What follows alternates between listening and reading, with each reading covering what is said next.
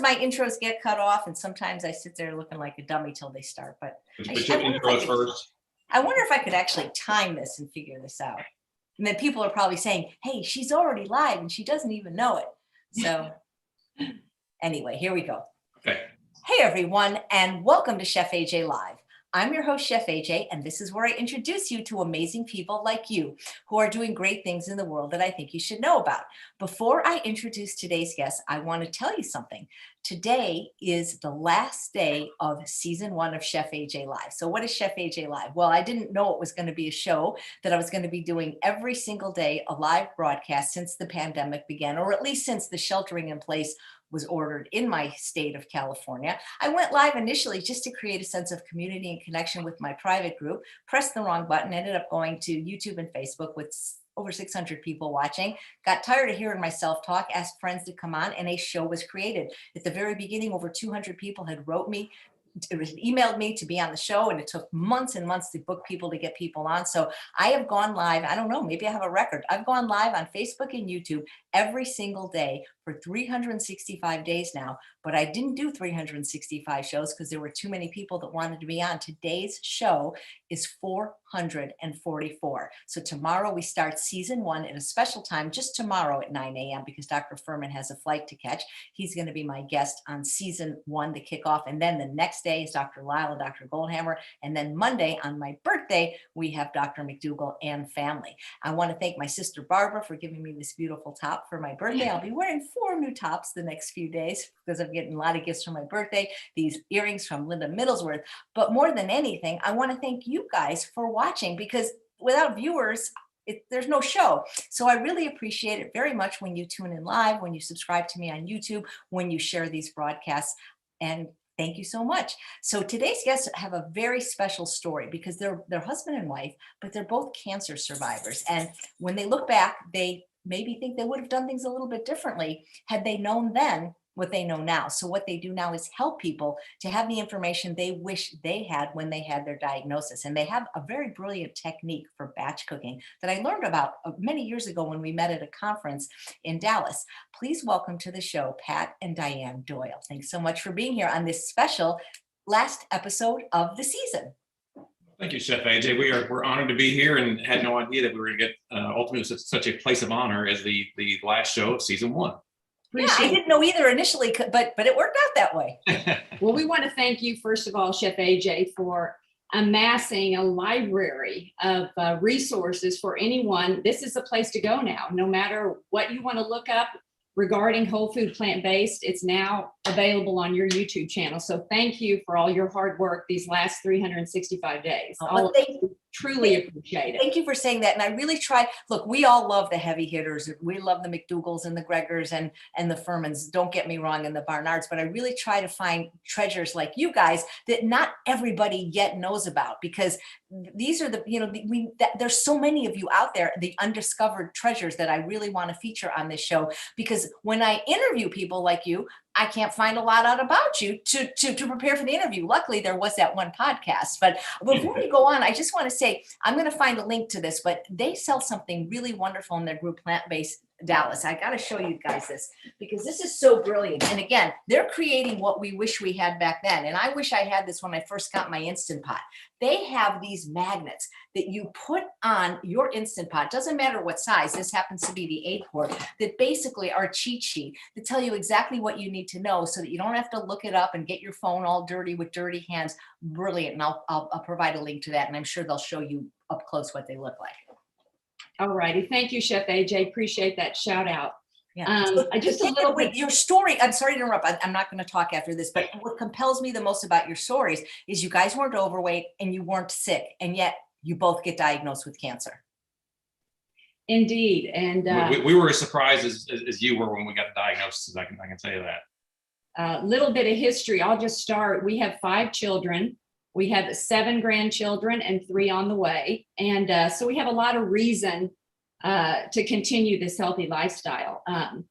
Our kids range from ages 23 to 33 years old. And I was never a big exerciser. I spent my time raising kids. I worked for a few years, got my degree in engineering from Texas A&M.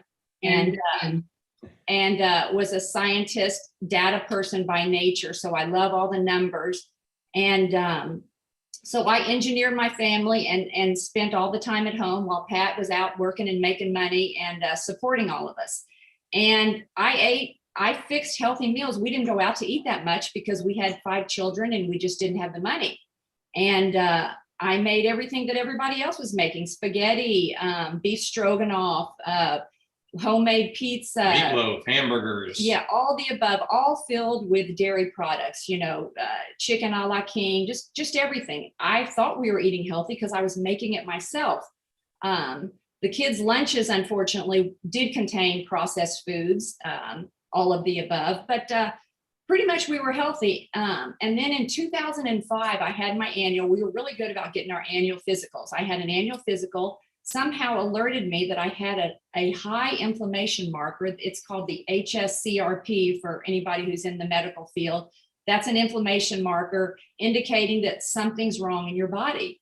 And so my doctor said, oh, this might be colon cancer. Let's do a colonoscopy. So at a really early age, I had a colonoscopy, and thankfully they couldn't find anything. And he ran a bunch of other tests and we couldn't figure out why I had it. So I lived for many years with that high inflammation marker. And so Pat, let's go to your little bit of history. So, I mean, my history is I've always been an exerciser. I've enjoyed running. I ate whatever Dianne made for dinner. Was not a big vegetable fan. I mean, my idea of vegetables was corn, potatoes, and iceberg lettuce drowned in ranch dressing. That was my idea of eating vegetables. I'd run 4 or 5 miles a day. When I was in my mid 30s, I started getting annual physicals. I just decided that's going to be my annual birthday present to myself, is to get a physical every year. And it turns out that was a good thing to do, because not long after that, in 2005, I was diagnosed with a hyperactive thyroid that they call Graves' disease. Just as a side note, it's like, couldn't that doctor have any other name? Because when you have Graves' disease, it's like, man, I'm getting ready to buy the farm here. So the resolution for that was we ended up killing my thyroid with a radioactive iodine pill. So it's now I have to take a Synthroid every day. But as we've come to find out, we might have been able to treat that through lifestyle change. That was small potatoes. The thyroid problem compared to 2011 when I was diagnosed with prostate cancer. I'd gone to my annual physical. My PSA had elevated some. It was around 3.5, somewhere in there.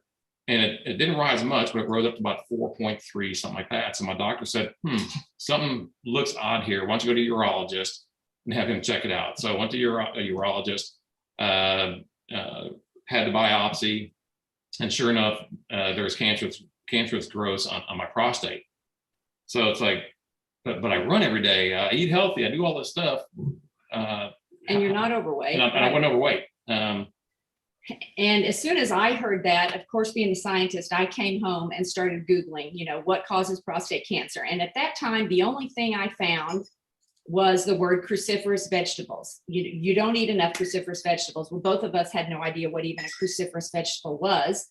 Then when we looked into it, we're like, no, we don't eat Brussels sprouts. We don't eat cabbage. We don't eat because I don't like any of that stuff. Collard greens. We don't eat broccoli. We don't eat Pat. We need to start eating this food. No matter what we do, we got to start eating the food. And of course, when we both heard the word cancer, it's like, cut it out, get it out as fast as you can. Right? Yeah, absolutely. So we talked to the doctor and says I was 51 years old when I got the diagnosis. And I thought, well, if I get it out now, I know I'll die of something at some point in time, but it ain't gonna be a prostate cancer. I asked the doctor, so what are the side effects of when you have your prostate removed? And he said, well, you won't be having any more children. I said, well, I'm 51 years old. I got 5, so that's not a problem. Stupidly, I didn't do a whole lot of research. And now here I am almost 10 years later, and I'm still suffering the side effects that a lot of men suffer from having their prostate removed. If you had ED issues before you had prostate surgery, it ain't getting better. I can tell you that. The incontinence issue, when you lift something heavy, it's like, oh, there was a mistake.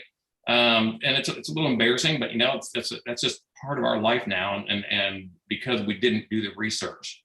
I'm so So- sorry, by the way, that happened to you, because I hear that a lot. And, are you familiar with the book, The Plant-Powered Penis and The Plant-Powered Prostate? We have not read them. We've heard of them, but have not read them. I mean, just like imagine if you had access to books like that before, you might have made another decision. And I do have to thank Mandy for the super chat donation. So- But it goes back to what you said earlier, Chef AJ, which if we'd have known then what we'd have known now, I would have at least delayed the surgery. I would have made it a lifestyle change to see if we could do that. And with the studies that have been done, Dr. Ornish's in particular, I mean, there's no reason to think that I couldn't still be leading a normal, somewhat normal life as far as that goes. So bottom line is 2011, September, had the surgery, and the fallout is what it is. So then, we continue our life trying to add more fruits and veggies. And we did start smoothies because neither one of us really cared for cruciferous veggies. So we said, well, let's put them in our morning smoothies and just eat a ton of it.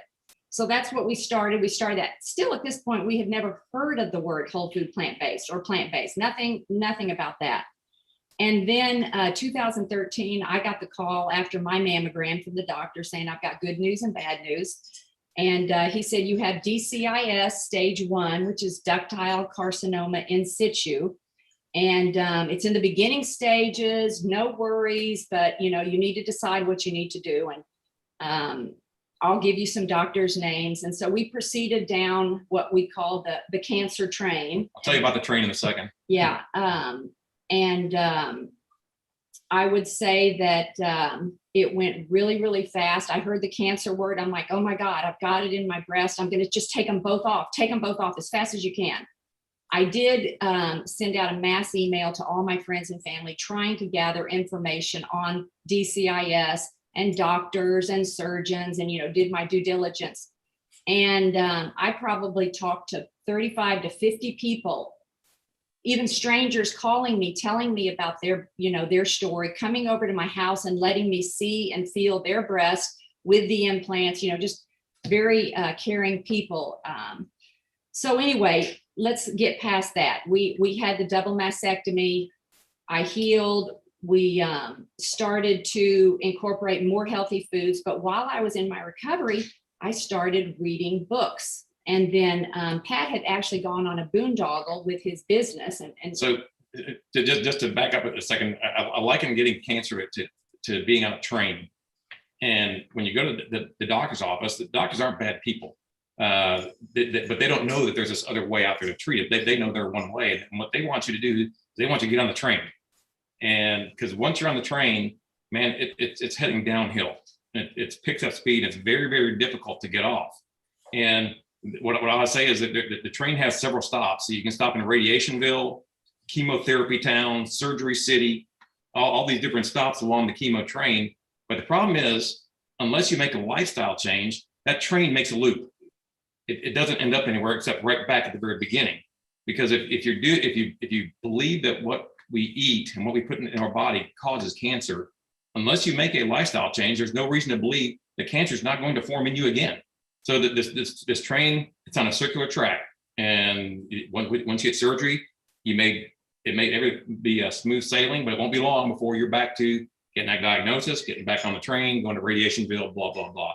So cancer is big business, and business is good, and unless you do your research and figure out there's another way to get to the destination without getting on the train, that's what you want. You got to figure out what's that way. And we were fortunate to find that way out. So I go on this boondoggle, as Dianne was saying, and I was talking to a buddy of mine, Blake, who was on it, and he was drinking a smoothie. That's all. My wife and I started drinking smoothies too. He goes, yeah. He said, I've lost like 50 pounds. He said, I said, man, that's great. And he was just doing it for weight loss. And he said, there's a book that you might want to read that you're probably interested in. It was Dr. Furman's Eat to Live book. I was out in Scottsdale. And I said, that's pretty interesting. He had the book with him. And after a conversation, I immediately went and called Dianne and said, hey, I was talking to this guy, and he brought up this book called Eat to Live by Dr. Furman. And I knew what that would set off. By the time I got home from the boondoggle, she would have already read the book, because that's just how she's wired. So she had. Right. And I had already recovered from my breast surgery, or I was in the recovery mode.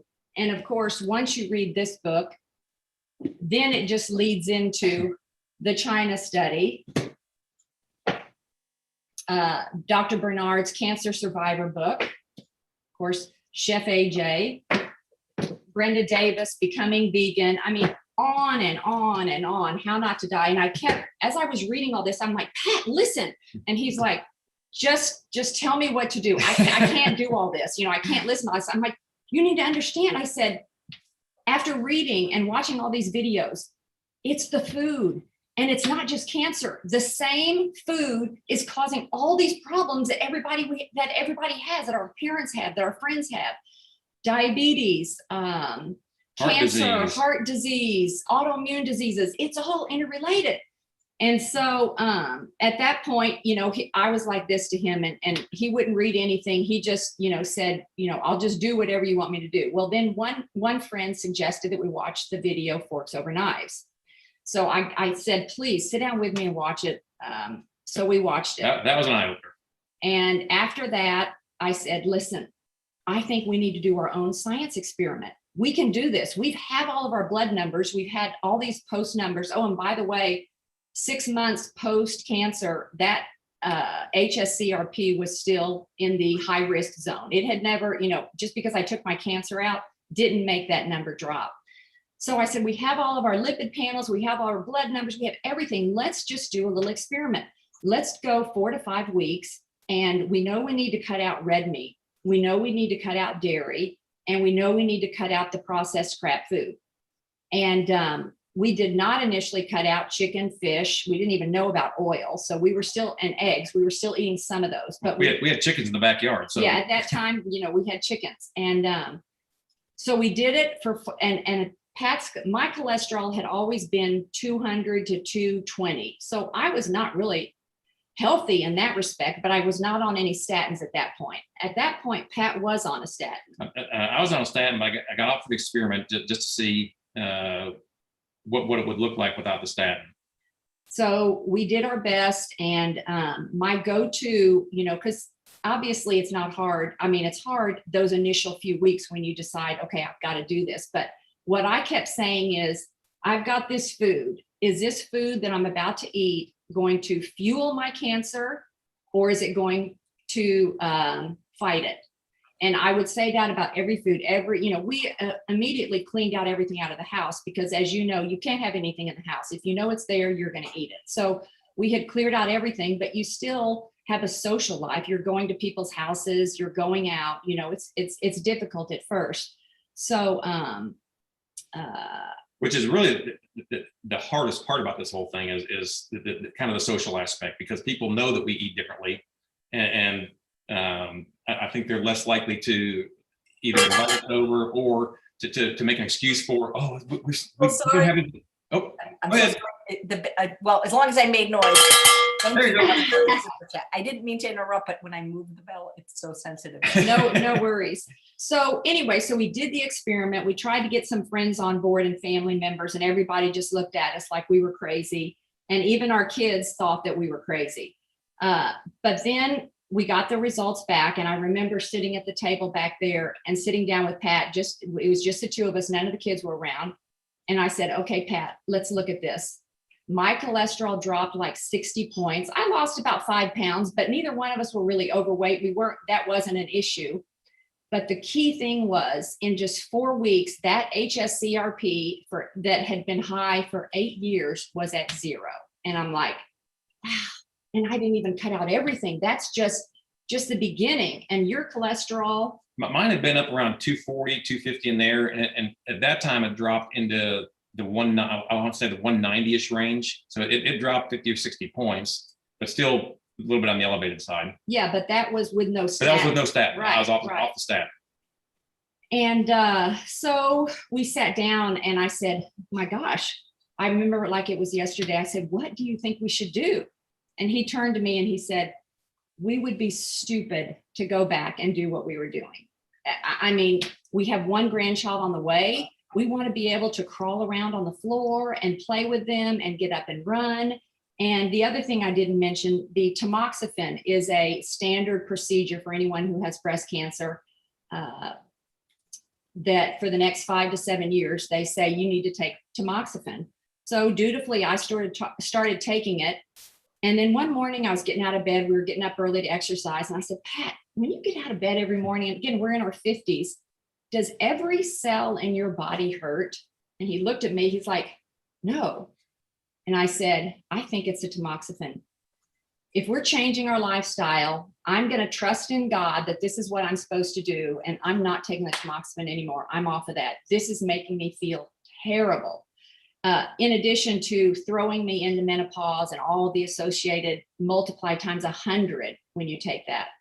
So I told my oncologist when I had the next meeting, I said, listen, I am not going to take the tamoxifen and this is what I'm going to do. And she said to me, well, considering your story and what you're doing, I think that's the right decision for you. And of course, she never told me that prior to that. She never even said anything about diet in any of our meetings. So that was disheartening. But so then we started and we knew we had to get the word out. I mean, I became obsessive about trying to get the word out. Even our children were like, God, y'all are crazy. Quit posting all this stuff. And it was really hard at first because they didn't even want to associate with us. They were like, y'all have lost it. You all have lost it. But then slowly with time, we started getting phone calls from them. Hey, Mom, my friend so-and-so has high cholesterol. What should I tell him to do? Or you get a phone call. I used to get phone calls literally monthly from friends saying, hey, just got diagnosed with prostate cancer. What should I do? Now, the disheartening part was I said, well, if I had it to do all over again, here's what I'd do. And one guy, I could almost hear him just laughing, like, like I'm going to do, like, Pat Doyle is telling me to do this, but my doctor's telling me to do this. I think I'll do what my doctor's telling me. That seems like a better choice. I'm like, man, just try it. Go. It's a slow moving cancer. Do it for 6 months. Do it for 3 months. Do it for some period of time and see, because you don't want the lifelong side effects. I'm just telling you. Yeah. So, and even the cancer that they cut out of my breast, that didn't happen last year or 2 years ago, 3 years. That happened decades ago. It had been probably growing since my 20s. So we decided we're going to do this. We're going to do it because of our children, because of our grandchildren. And we hope that someday maybe they'll jump on board the train and think that it's a good thing to do. our train, not the cancer train. Yes. Well, the thing is, the cancer train almost seems more like a merry-go-round because a train ostensibly could stop. Whereas a merry-go-round, you just go in circles. And what gets me, I don't know if you guys feel angry. I kind of feel angry about what happened to you, because I think one of the worst parts about this story isn't that I understand they're doctors, this is how they're trained, and they feel that this is what's necessary, but they don't even mention the diet. They don't even say, okay, let's do these surgeries and change your diet. You know what I mean? I brought it up with my surgeon. I think it was once I used to go in quarterly right after I had the surgery. So I'd go in 4 times a year, and now I'm going once a year. And then this year I'll go back to what will be my last visit. But it was either the 9-year one or the 8-year one. I said, hey, how come you never talk about nutrition and its impact? And I brought up Dr. Dean Ornish, and the doctor didn't want to hear anything about it. He knew of studies but he says that they're all bogus. He said they don't have control groups and the double blinds and blah. And I'm like, well, I think they do, but he didn't want to hear anything of it. So I dropped it. I think it's time to get another doctor.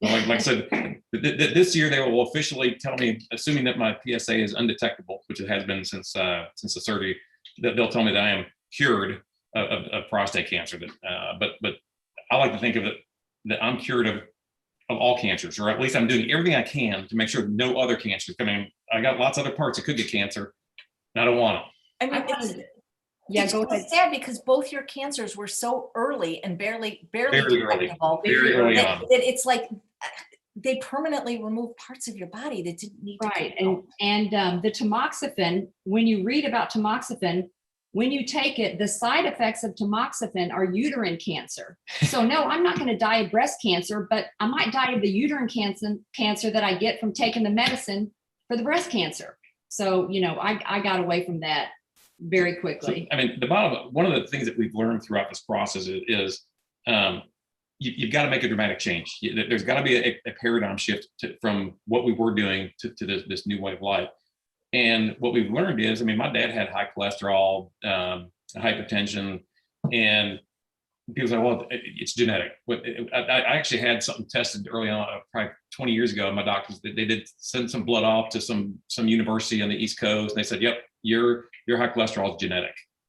And what was your high cholesterol last week? my high cholesterol last week was 134. So, no statins or anything. And they said, your dad had it, you had it. And so, well, now I look back, because I was eating exactly what my dad was eating. I was doing the same thing with the exception of drinking 2 martinis every day. I was eating all the same stuff my dad ate. And it's no wonder that my dad had high cholesterol and hypertension and whatnot. And now, I mean, my blood pressure averages 109 over 60. Cholesterol's bounces back and forth in the 135, 150 range. I'm pretty happy with that. That's amazing. And it's not genetic. For me, it's not. I'm not totally poo-pooing the fact that there can be genetic conditions, but a lot of them aren't.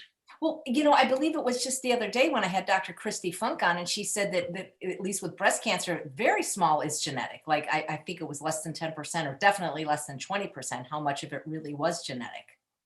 Well, Chef AJ, here's the rest of the story. In 2019, Pat's watching a news story and he goes, Dianne, come here and look at this news story. They're talking about some implants being recalled. And I said, what? Well, when you have a device put in you, they give you a little card with all the information on what your device is. So I had that in my wallet, keeping it forever and ever. And I listened to the story and I ran out to get my purse and I pulled my card out and I go, holy crap, I've got the implants that have been recalled. Oh my God, your boobs have been recalled. Yeah. Yes, Allergan. And so I immediately called my plastic surgeon who put them in. And I said, hey, and he was at a conference in California when I called him and left a message on this specific subject. And I said, I'm not trying to get excited, but I have these, you need to call me. We need to figure out what we need to do. And so he had the same line that the company had. Oh, you know what? We're taking them off the shelves, but we're not taking them out of people. You don't need to do that. The chance of you getting leukemia or blah, blah, blah is so slim. And I thought to myself, I said, Pat, I have lived the last, 7 years of my life trying to eat clean and do everything. And now I just realized that I have something in my body that is toxic. I said, I'm getting them out. I'm not putting anything else back in. And when the original doctor said, no, you can't have a lumpectomy because you're too small, it would totally mutilate you. I'd like to go back to that doctor now and show him, okay, here's what I look like now. Maybe I should have had the lumpectomy. But anyways, so we're still finding that. So, you just don't know. I thought I was doing the right thing. Perhaps since I ate so well, maybe that's why I never had any issues with the leukemia. I'd like to think that, my body was fighting a hard fight for the last 7 years while it was trying to, I'm getting upset the more I hear this, because it feels like that somebody should be held accountable for not giving you the information you needed. It's fine to have a choice. Hey, do you want your breast cut off or you want to eat kale? But you weren't given a choice and you were just acting on medical advice. Yeah. I'm so sorry. Well, you know what though? I mean, look at where we've gone now. I mean, this has become the good side about it is, if you want to take the positives away, this has become a ministry. This is something that we now do on a much smaller scale than what you do, but we're trying to do it on a grassroots level, just like we're trying to, the end goal is the same as you. We're trying to get the word out. And all we can do is let people know, here's what's worked for us and here's the science behind it. And here's how we do it. You're right. It makes us angry, but we got over that, Chef AJ. Yeah, you gotta let go. You can't live with that. You can't live with that anger. It'll consume you. So but what's bothering me is these doctors are still doing to other people what they did to you. Yeah. Yeah. It's not like they said, "Oh, sorry, I made a mistake." They're still doing this. Right. And the saddest thing is when I woke up from my mastectomy, someone came in and they go, oh, you're so lucky. You have Susie here today taking care of you. And, she's 27 years old and she just went through this too. 27. And I thought, that's good news. You're telling me that a girl that's my kid's age has no breasts because of this? Oh my gosh. I just, so many stories that go with it. But like Pat said, you just look at the positives and look what we're doing now when we're trying to change people's lives and trying to just, get one person at a time, to make the choice. And I'll say this right now. Here's our why. That's our why. With 3 more on the way. That's with this 3 year. more on the way. And we will say that all of our kids, except for our youngest, are really whole food plant-based. And they are starting to, convince some of their friends that maybe this is a good way to go. So as are the grandkids. Why is the youngest one such a holdout? He's single. He's 23. And he's like the guy that I told you about how people used to call me and say, what do I do about prostate cancer? And I had a guy call me one time, and I worked with him, and he knew how I ate, and we used to always talk about, he said, man, that's so good that you do this. It said, my wife and I, we try and incorporate more vegetables. I said, well, y'all just try giving it up for a little while, give up meat for a little while, give up dairy. He said, well, I know there's options out there. He says, if I get sick, then I'll do it. And I'm like, it's too late. But your son has to realize that there is still a genetic component to cancer, and he's had 2 parents with cancer now. You'd think he might take this seriously. Yeah, he's still young. Yep, someday. The brain is still forming for him, and we hope he'll come around. Yeah, but see, the thing is even if just because he's a single guy, have him see Game Changers, because impotence is a real thing for people that eat meat, whether they have prostate problems or not. And chicks really, especially if he's like good looking chicks. If he was like a vegan guy, like I got a whole audience here of women that so I think he should really consider doing like a 3-week challenge, and then he can come on the show and we'll hook him up. I'm serious. I love it. He's a good kid, and he knows what we do, and we try not to be too pushy. Yeah, so we just set a good example. We set the example, and that's our methodology. Right.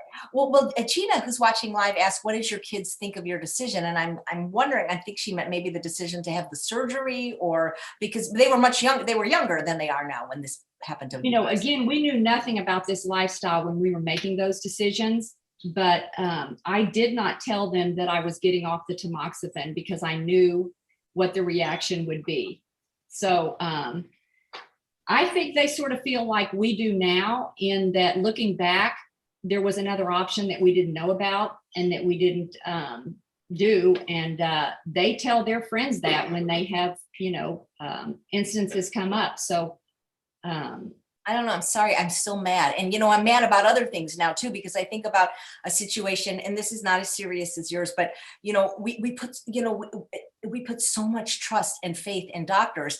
And it's not that, I love doctors. My grandfather, my uncle, both my brothers, 13 nieces and nephews, all my cousins are doctors. So I love doctors, but they don't always have the complete picture. And I think to something that recently happened to me, not as serious as you, but I'll be 61 on Monday. And I went to the eye doctor, because that's why you're always seeing me squint, because I'm too vain to wear glasses. I did get, by the way, finally, I've got some prescription reading glasses now. There you go.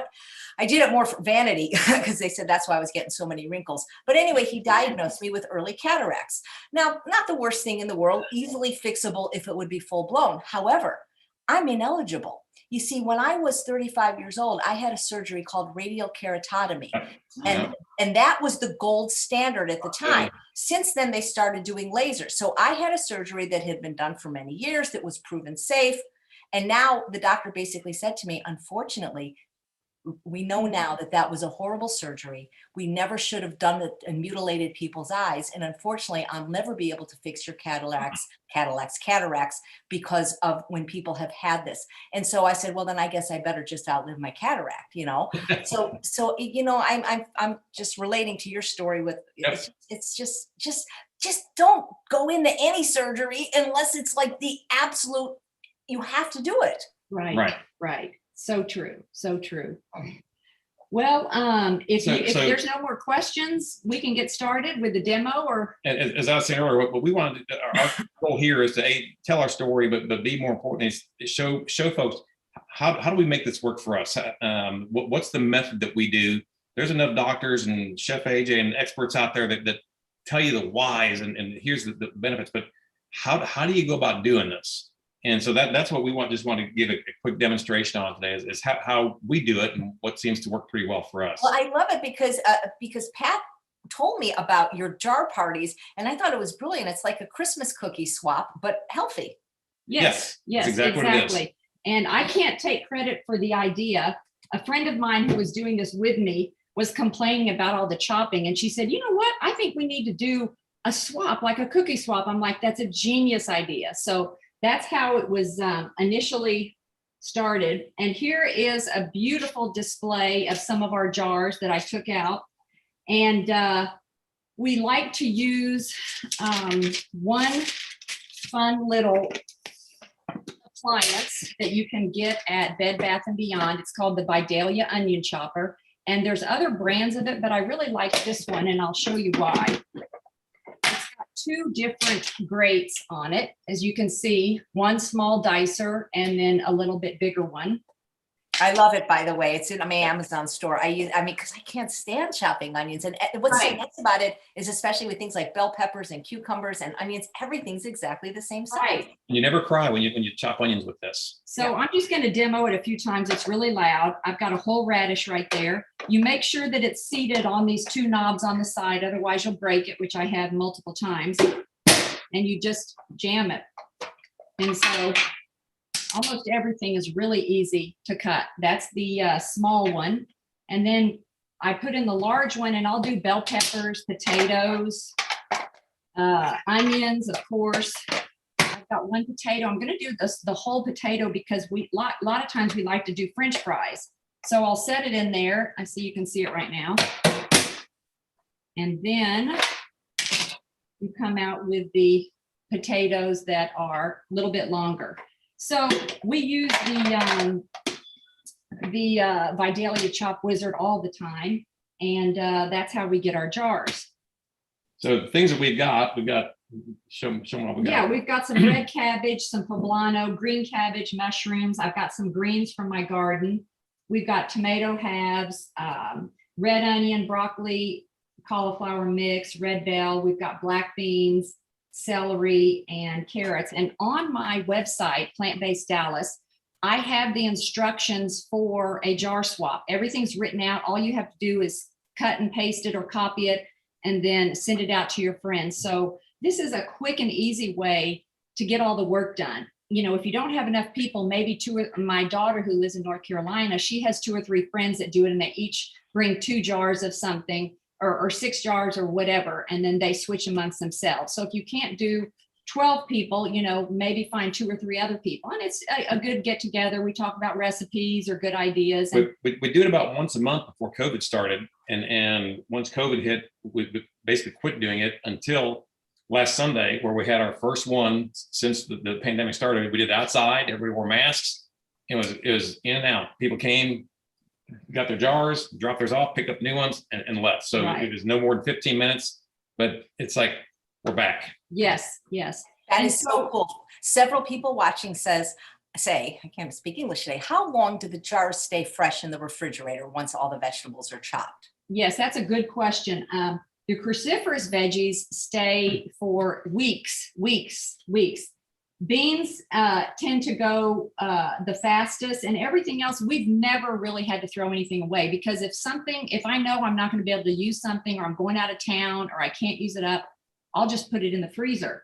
So then use it in a soup or later at a later date. So we've never really had a problem. Mushrooms and sliced tomatoes may go bad a little bit sooner, but I would say you're good at least for a week on most everything, and all the cruciferous much longer than that. The only downside on the cruciferous is the broccoli, which when you open it, it's got this Sulforaphane is built up in the jar. And I always tell Diane, to me, it smells like dirty diapers. She goes, no, it's still good. They're all still good. Nope, that's that good sulfur smell. Sometimes even they pop when you open up. Yep. See, did you hear that pop? I just opened up the broccoli cauliflower one. This came from our swap last Sunday.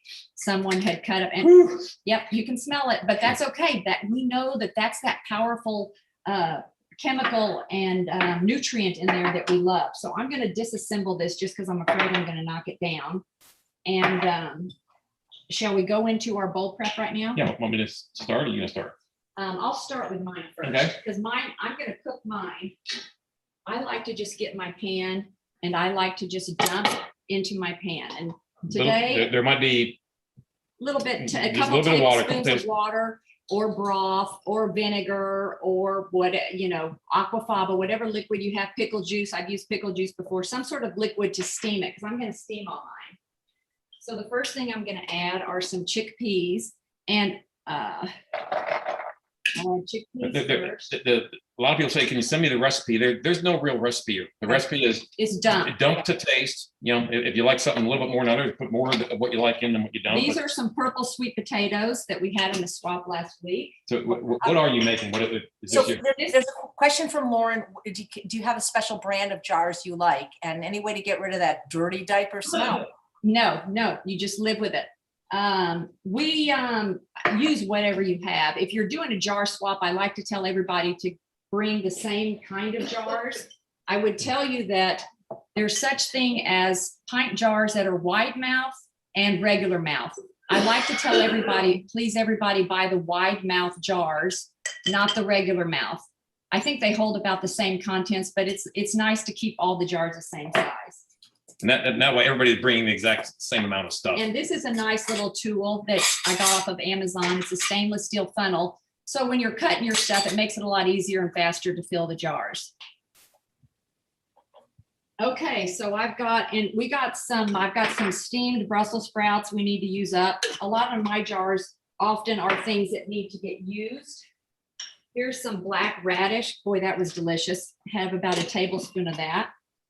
Okay, and some onion, red onion. I don't know if you heard her say that this is what she calls her lemon tahini bowl. Yes, so I'm going to steam all these veggies and then I'm going to just pour on the ingredients for the dressing afterwards. Where's the broccoli and I didn't get my cruciferous in. It really is not that bad. Okay, some broccoli and cauliflower. And the key thing for this bowl is the dill. And I love celery in it. I mean, really, you can use anything. I'm just pulling celery. Oh, and mushrooms. I love mushrooms. You know, we try and get our G-bombs in from Dr. Furman. Greens, beans, onions, mushrooms, and then berries and seeds. Okay. Doesn't Dr. Furman say you have to cook the mushrooms though? Yes. Yep. So we're going to cook the mushrooms. I want something orange in it because it needs some more color. Put some carrots in there. And then a grain. I have some millet and quinoa that I made in the Instant Pot. We're going to talk about that in a little bit. So I'm going to put some of that in there. And this is a Everyday White Porcelain by Fitz and Floyd from Bed Bath & Beyond. This is the vegetable serving bowl.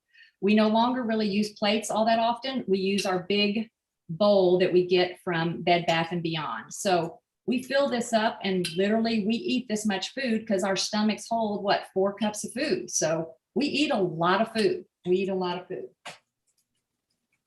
Okay, so I'm going to steam this. And while it's steaming, Pat's going to make his bowl. Yeah, so grab one of the bowls.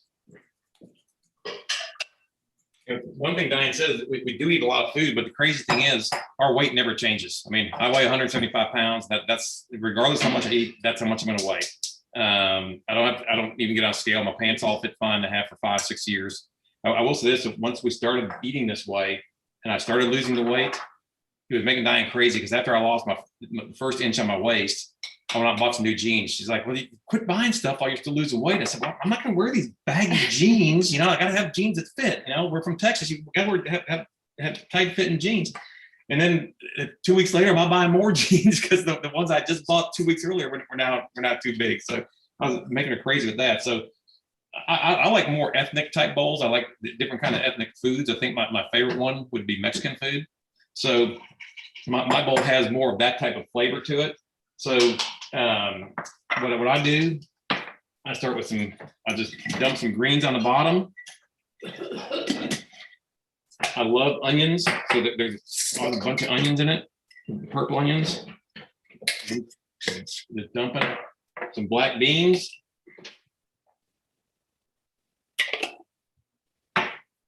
Poblano peppers, which are the key for making it good and spicy. And then for the jalapenos. Yes. This is so fun. It's like going to one of those restaurants that sell poke bowls. Exactly. So I put in some red pepper, jalapenos, not a whole lot of jalapenos. And these are cooked potatoes. I boiled these. So these are cooked potatoes. Okay. Potatoes. And then I'll put in a little bit the grain I'm putting in is some quinoa and millet, same thing Dianne had. My secret ingredient, which I've already chopped, which I think gives it great flavor, is some chopped up very finely garlic. I'm a huge fan of garlic. I already chopped it up so I wouldn't have to waste time doing it. But, oh, I love this stuff. Whenever Diane's cooking, she'll say, come taste the soup and tell me what it needs. And before I even taste, I say, it needs more garlic, needs more garlic. Then to give it kind of the Mexican flavor, I put in, I've already cut up some corn tortillas. I put those in. And my final ingredient is some of I guess you'd call it the vegan cheese. This happens made with cashews and cumin, chili powder. So it has a kind of a spicy flavor to it, which I absolutely love. So I just drizzle some of this stuff on top. And then the other ingredient I have is I've also cut up some tomatoes. I don't cook the tomatoes, but I've already cut those up. So that's basically my bowl, and it's a lot of food. And I feel it. It's like, gosh, this thing seems heavy. There's no way I can eat this whole thing. But I'm gonna go ahead and I do mine in the microwave. So while that's cooking, people are asking what kind of bowls they like. Your bowl, and they also like Pat's bowl, and they ask what size those bowls were and what kind were they. Okay, that is again from Bed Bath & Beyond, Everyday White by Fitz and Floyd, and this is their vegetable bowl. And they're about, I think, $15 without a coupon, but with a coupon, maybe $10. Wow. And you were using a different bowl, weren't you? A bigger bowl? Well, no, we both have the same bowl. Both have the same bowl. Just for, it's about 9¼ inches across at the top of the bowl. Nice. And people are asking if you guys have a YouTube channel. Yes, we do. Plant-Based Dallas is the YouTube channel. We also have an Instagram account, Facebook group. Facebook page, Facebook group. And Chef AJ, while these are cooking, I wanted to introduce another special guest. My sister happens to be in town, and she is from the great state of California. So I wanted her to quickly tell her transformation story, if that's okay. Yeah, absolutely. What part of California is she from? Allison? Los Angeles. And of course I had to bring Beverly so she can meet Bailey. I think the reason Dianne and Pat are on here today, I told Dianne about you and I told her you should go on the show. Dianne, you and Pat have an incredible story. So I listen to you daily. I quote you all the time. This is almost, I feel like I'm with a celebrity. It's almost embarrassing. But anyway, I came to stay with Dianne and Pat one time. I normally stayed at my parents' house and they were eating this way and I was eating like the paleo diet. I wasn't overweight or anything, but I worked out all the time. And God, I'm so nervous. Okay. Anyway, so we were fixing all the food and she was saying, well, you know, you shouldn't be using oil. And I'm like, well, I don't know about oil, but I just know we can't have dairy. And well, I just was saying no oil because of the calories. I've always been very calorie conscious. And for the first time in my life, I haven't had to worry about that. But yeah, I was eating the meat. And so, of course, I was being a little bit lazy. I have to admit that. She's a great cook. So she was cooking. So I didn't want to make a separate meal with meat. So I just eat what she made. And every time I would eat it, I was like, this is so good. She kept asking me, do you miss the meat? And I said, no, it's so weird. I don't miss it. So I stayed here for 10 days and that's all it took. I went back to Los Angeles and I never said I'm going to be plant-based. I'm going to be a vegan. I just said, I'm going to see how long I can do this. And that's been about 6 years now. And the one thing I did when I got home, Dianne told me, she sent me home with the China study. And I started reading that book. And like you, Chef AJ, I got mad. Like, why didn't we know this information before? I was really angry about it. I kept calling Dianne about every 10 minutes going, I can't believe this. I thought this was okay. You know, just on and on. Yeah, so I don't know why more people don't get mad. I know. It makes me furious. I mean, it just the food companies and how addictive the food is, and people don't know that it's addictive. They don't know why they can't lose weight or why they keep gaining weight and they can't stop eating it when they don't even want to eat it, but it's like they have to eat it. I mean, it's a very, I feel like it's almost criminal, quite honestly. But anyway, that's just my opinion. But I wanted you to come on because she lives alone. So her prep is a little bit different for us because we got to have a lot of food when the kids drop by with the grandkids. You know, we cook a lot. We cook for my parents a lot. So we have to have a lot of food on stock all the time, but she lives alone. So yeah, and I take a lot of tips from your show. And one lady you had on was talking about preparing these salads in the jar and having everything for a salad in a jar. So I started doing that, but that was a little bit too much work for me. Like I said, I'm a little lazy. So what I do is I keep a huge salad in a big bowl already all prepared. And then I'll add, beans or grains or anything that I want to add on top, as well as the dressing. And I'll just take it and put it in one of those bowls that they have. I bought the same bowls because once you use those bowls, you don't even want plates anymore. So I just keep a big salad. I don't even cover it in the fridge, and I eat that. That's the first thing I see. So that's the first thing I eat when I go to eat. And I always tell people, start with the vegetables you like. Don't try to start with vegetables you've never had or you think you need to eat. Just start with the stuff you like and then try to add to that as you go along. And just for what it's worth, almost everything I put in my bowl is stuff that 5 years ago I didn't like. As I mentioned, I ate potatoes and corn. That was my veggies. Now it's full, and I didn't even put in some. I usually put in other things too, but to save time. So she's exactly right.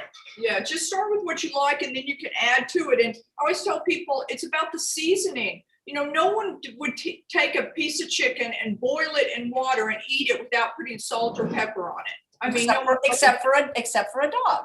Yes, exactly. So it's the seasoning, and chili.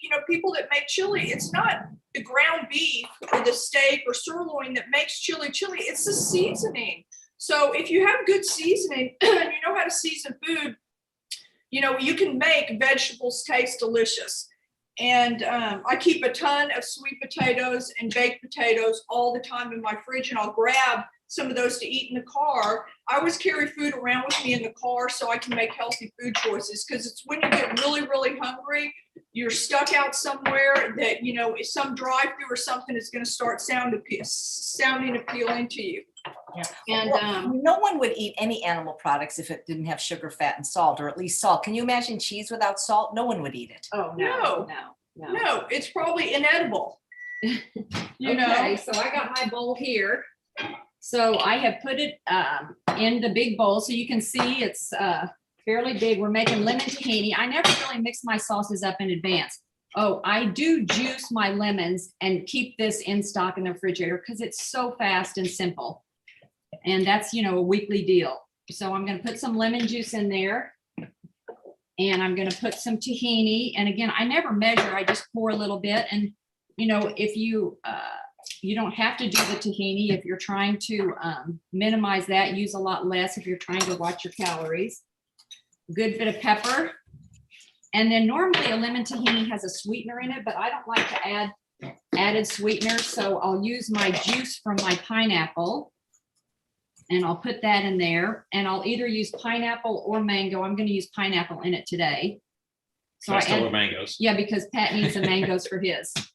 And so here's my dinner. I mix it up, and there you have it. A beautiful bowl that is so satisfying. Wonderful. All right, Pat, your Mexican bowl. Okay, Oh, wait, I forgot the main thing. Sorry.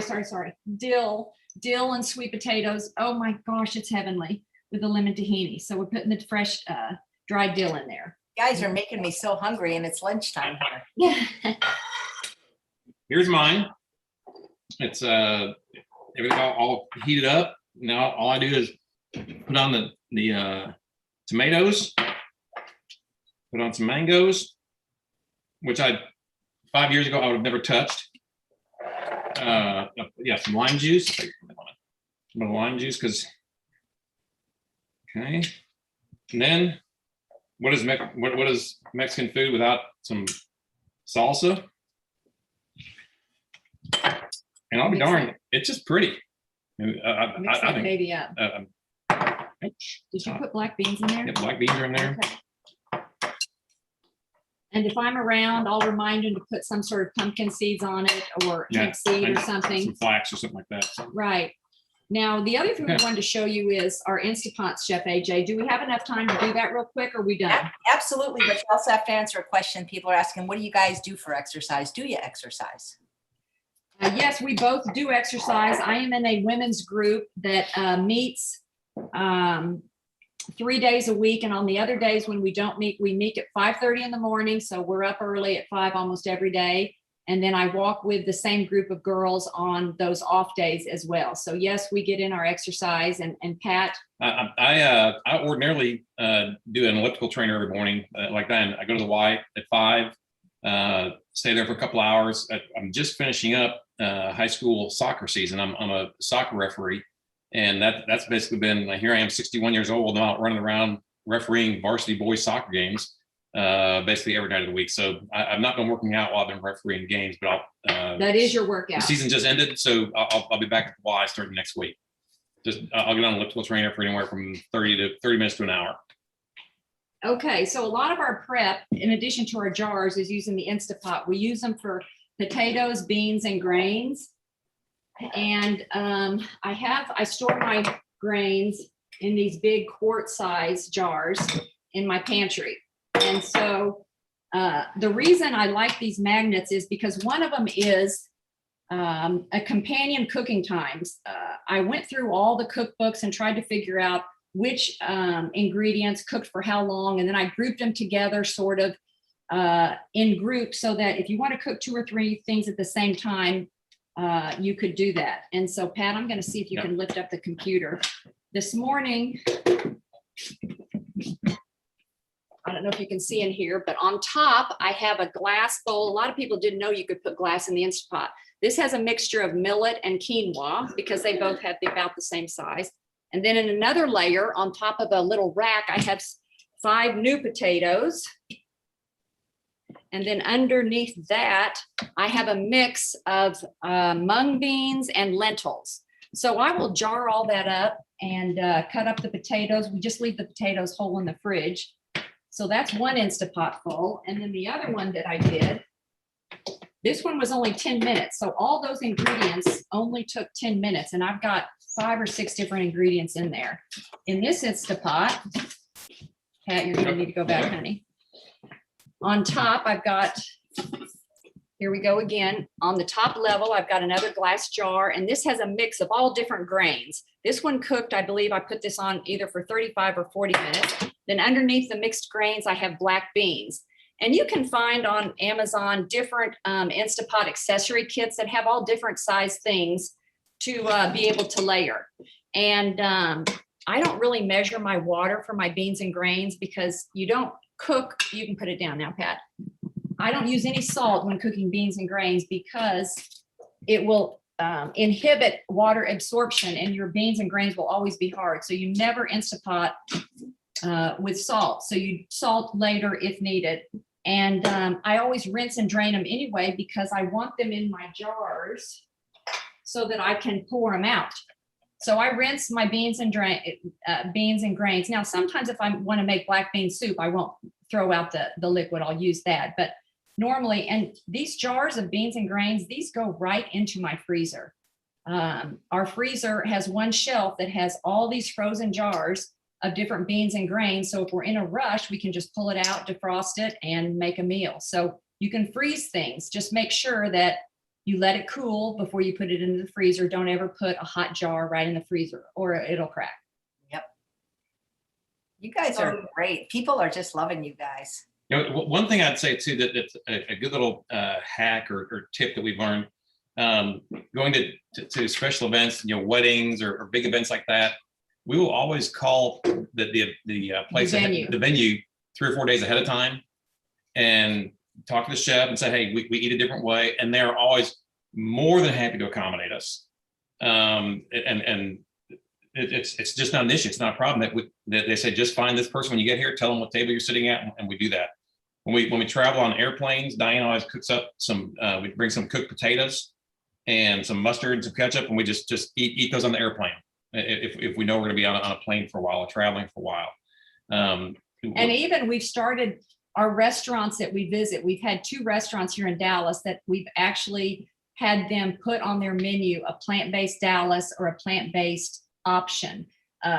Asian Kauai Kitchen is one of them. And then Rusty Taco here in Dallas has a plant-based. It's the one near our house. They don't all, just the Rusty Taco near our house that has it. But so, as we continue, because no one wants to eat at home every single night, we like to have options to get out and go. So one of the things that we like to do is try and find restaurants that are owned by a single person and not a, what do you call it? A chain. Thanks, Allie. Right.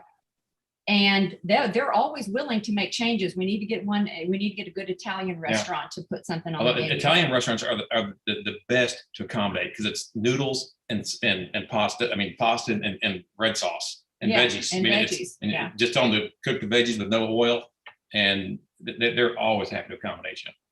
But what we'd like to say to everybody is, maybe something that we showed you would work for you. Like Allison, she does it a little bit different. Pick something that works for you and find a support group. And if you don't have one in your city, start one. Just start with one friend. And, having the support group is great to do a jar swap with, to have a potluck supper. Once we're all free of COVID, we're going to get back to all that. We'll have potluck suppers. We'll have our jar swaps. We'll have our informational meetings and meetups at these restaurants. Meetups at the restaurants. And, because it's all about being with people and relationships. That's what, life is all about. So we're looking forward to it being back to normal somewhat. Well, you guys have just been a wealth of information just with your story and your prep. You're going to help so many people, and you are helping so many people. And I'm sorry it had to come at such a cost to your health initially, but you guys are amazing. Who knows, maybe if this didn't happen, you never would have found this lifestyle. All part of the plan. Yep, indeed. Well, you guys are great. And I've been posting links to the magnets, your YouTube page. So people go follow them on YouTube, buy the magnets. And if you are in the area, join the group. Yep. Yes, indeed. It is a private Facebook group just because there's a lot of strange people out there, and then they try and sell you a bunch of different things. And so I do admit people one by one, but the Facebook page is a public page. Great. That's so much. Well, thank you so much. What a wonderful way to end season 1 of Chef AJ Live with such an inspirational story and helpful cooking demo. And thank your sister for coming on as well. Thank you, Allie. Thank you. Yes. Yeah, Thanks, David. Thanks for what you do. A whole year of wonderful, wonderful resources for all of us to get healthy. Well, we have a lot in common because, my mom always said, when life gives you lemons, make lemonade. Life gave you both lemons with unnecessary toxic surgeries and medications, and you created just out of it something wonderful. And the pandemic, I created this out of it because I'm at home. Beautiful. How I help people right now. So thank you so much for your work. And thanks all of you, seriously, for watching the show for a year. It means so much to me that you guys are here every day. And those of you that are watching on replay don't know this, but we have a live community. We call them the Zoominity. These are people watching live on YouTube and Facebook. And while it might often look like I'm busy or distracted, it's because I'm answering questions in the chat and trying to give resources to people. So thank you so much for watching, because without you, there would be no show. And please come back tomorrow for the kickoff of season 2 with Dr. Joel Furman at a special time of 9 a.m. Be well, everyone. And thank you so much, the Doyle family. Thank you, Chef Chef AJ. Bye-bye. Love you. Bye.